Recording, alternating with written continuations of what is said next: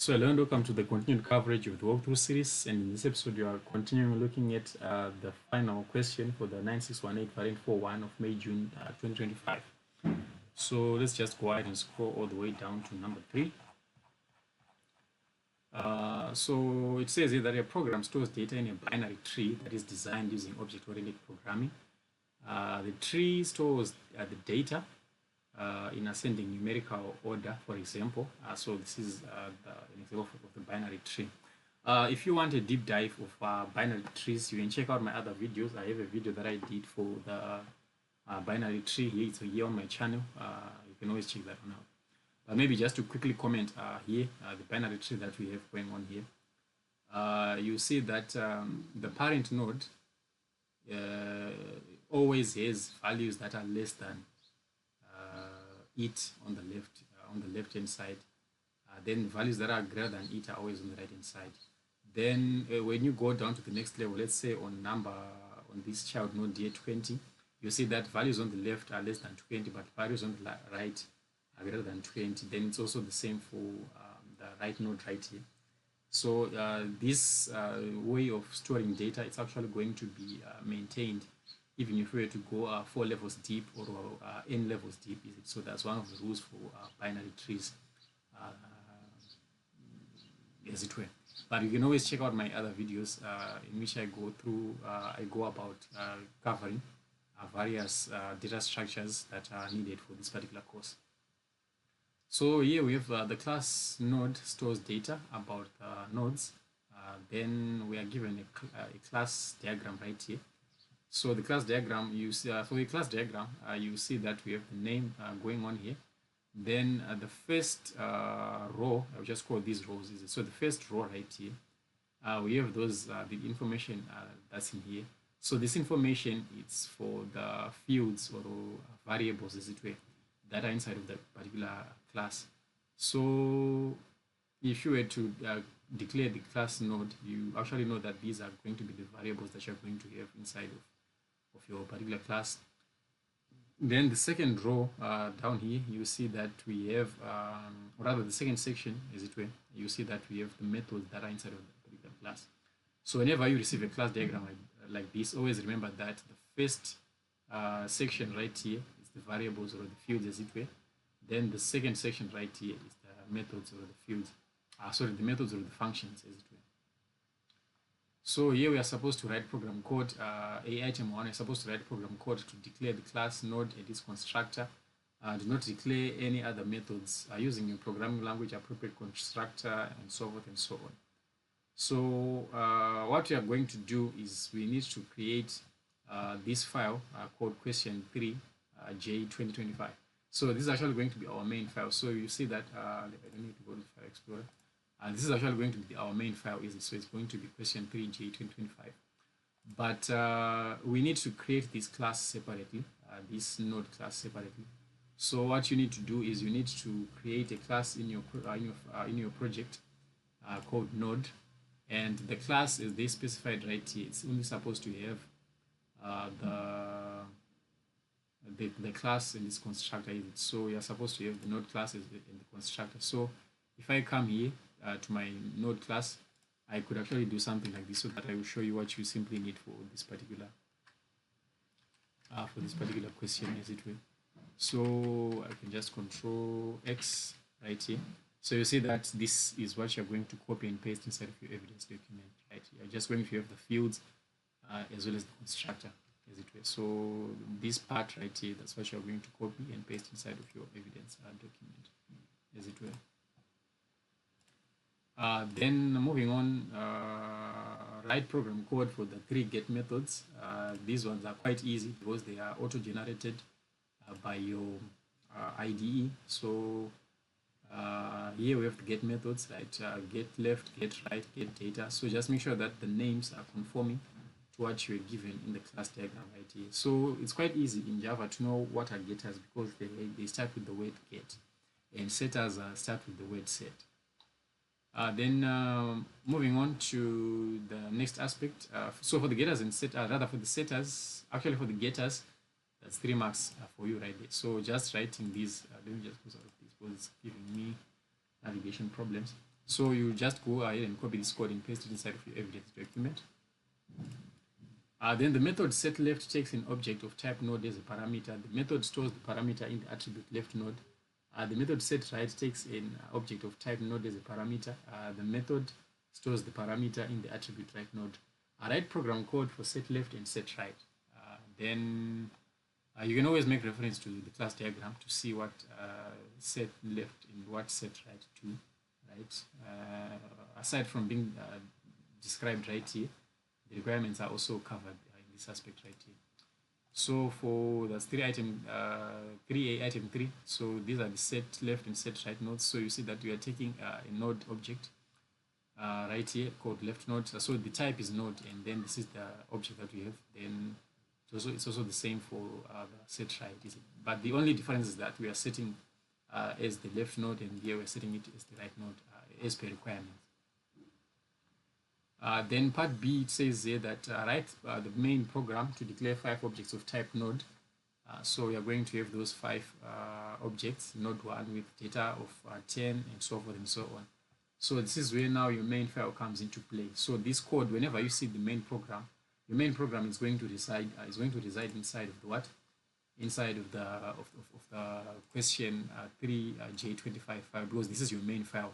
And other classes that you are declaring for this particular program, you are going to, they are basically support classes as it were. This is your main file. So inside of the main file, we are declaring the nodes as instructed. So remember, we have a node class that we created. So we are creating an object of type node, and we are calling it node 1, and we are setting it to 10 because that's what the constructor is. You see that the constructor requires that when we create a node, we set data of type integer. So that's what we are doing here. We are setting data of type integer for all the 5 nodes as per the requirements in the question there. Then for this, you would go ahead and copy this code and paste it inside of the evidence document for 2 marks. Then the class tree stores the tree. Then this is the class diagram for the tree. So you see that there's really not much going on in the tree class here as compared to the node class. So let me just close out of the node class and open the tree class. Where's the tree class? Right there. Close out of the File Explorer. All right. So it has one field or one attribute. Then we have 3 methods, right? So let's go ahead and see those in action. So you see that I have one private field called node of type node. Then we have the 3 methods right there. So let's see what we first need to do. So we need to write the program code to declare the class tree and its constructor. And it says here that the constructor is going to initialize first node to its parameter value. So you need to remember that in Java, a constructor is always going to have the same name as the class name. So on lines 5 to 7, that's where we have the constructor there. And it says here that it should set first node to its parameter value. So when you construct a tree, you are going to take the root and set that as the first node. Then write program code for that. Then you copy this and paste it inside of the evidence document. Then item 2, this is C item 2, write program code for getRoot.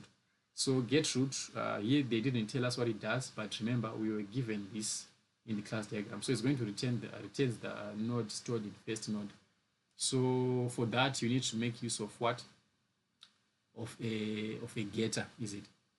So getRoot node is simply going to return the first node as it were. So it's quite easy, this one.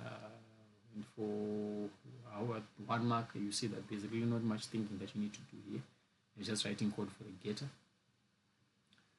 Then the method insert takes a node as a parameter and then searches the tree to find the position to insert the new node by checking whether the node's data is less than or greater than the root node's data. Moving it to the left if the data is less than the root node's data. Moving it to the right if the data is greater than or equal to the root node's data. Again, remember what I said about binary trees, that you see that the data on the left is always less than the root node and the data on the right is always greater than the root node. So you actually see that in action. So that's what we are just being told, that we should check before we add a node to the tree, so that we can add it either to the left or to the right, as it were. Where is the question right here? So we are going to repeat until the final position of the node is found and stores the node in that particular position. So we are supposed to write code for the insert function there. So this one needs a lot of, rather requires a bit of planning beforehand before you actually write the solution. So let's actually go ahead and look at the code or the implementation that I have going on here. So my implementation spans from lines 15 to 34. So inset takes in a parameter of type node, then we are going to check set the current node to the first node is the current node. Then remember that we need to iteratively look down the tree to see if the node is greater than the root node or if it is less than the root node. So for that reason, we are using a while loop. So while true, we simply want our loop to run forever. Basically, that's what it simply means. While true, it means that your loop is going to run forever. Then the way you are going to now break out of the loop is to make use of the break keyword, as we are going on lines 21 and lines 28 there. So we are only going to break if the current node is less than. Then we check to see if there is space on the left node, right? In which case we are going to set the parameter that we pass to the inset class as the left node. Then we break out of the loop. Otherwise, we are going to get the current left node and set it as the current node. So the alternative is in which case the node is greater than the root, in which case we are going to run the code that is inside of the else here. So essentially, for this if, we are inserting it to the left, and for this else, we are inserting it to the right, is it? So that's what we are simply doing for the insert method there. Then for this, you would get 6 marks. Then you should just go ahead and copy your code and paste it inside of the evidence document, as it were. Then moving on to D, it says here that the recursive procedure output in order outputs the data stored in the binary tree in ascending numerical order. The procedure takes a node object as a parameter and then checks if the left node is now. If there is a left node, the function calls itself with the left node. Again, that's the whole idea of recursion, whereby a function calls itself to solve a problem. So it outputs the data of the current node, checks if the right node is now. If there is a right node, the function calls itself with the right node. So you see that these two conditions, they are more or less the same, but they're just happening on different parts of our binary tree. So the first blade point is for the left node, the second blade point is for the right node. But essentially, it's the same thing, really, that's going on here. So let's actually go ahead and look at output in order. If the node that was passed as an argument is not now, then we are going to output in order. Then node dot get left using that getter for the node object that is inside of the node class. Then we simply print that node. Then we are also going to output the node that is on the right, as it were. So again, notice that the name of this function is output in order, and inside of the function we're actually calling the same function, as it were. So that's where we are recursively calling the function to display the nodes, but only if the node is not now, as it were. Then save and copy your program. Of course, you are going to go ahead and copy this code and paste this inside of the evidence document. Then write program code to extend the main program to create a new object of type tree with the node containing the data 10 as the first node. Insert the nodes with the values 25, 15, and 7 into the tree in the order given. Then we call output node with tree's root node as a parameter. So remember, this code for the main program is residing inside of the of the question3 J25 file, as it were. So we are instantiating a new tree object right there on line 12, and we are calling it tree. Then we are passing node 1, that is the root node. That's what they said right here. Right, so it's going to be the 10 value of 10 is going to be the first node. So that's what we're doing on line 12, right? Instantiating an object and also setting the first node here on line 4 as the root node. Then we are also inserting the other values inside of the binary tree. Then ultimately we are supposed to call output in order with the tree's root node as the parameter. So we are now using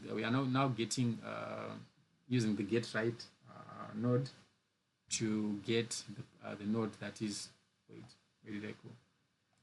It's supposed to be, all right. So we are now taking the tree object and getting the root node, as it were, because we have the get root node function, if you remember from the node class. Then you need to remember that when you declared output in order, it's a static method, is it? So it means any method that is said to be static simply means that you do not need to create an object to use it. So that's why you are seeing here that we have this tree.output node, because output node is not an object method, but it is a class method. So we have to specify the class right here. So from the tree class, we want to use output in order. Then for the tree object now, that's when we are going to use the getRoot node. So that's what we are doing there in order for us to satisfy the requirements here. Then ultimately we are supposed to test our program and take a screenshot of the output. So let's go ahead and run our code. Let me see if I have anything down there in the console. If I have, let me just clear it up. Then let me just click on run here, and it's going to output our code right here. Then of course you take a screenshot of this code and paste it inside of the evidence document. And as it happens, that does it for this implementation for number 3. And yeah, I think that's just about it for this video. I'll see you in the next one.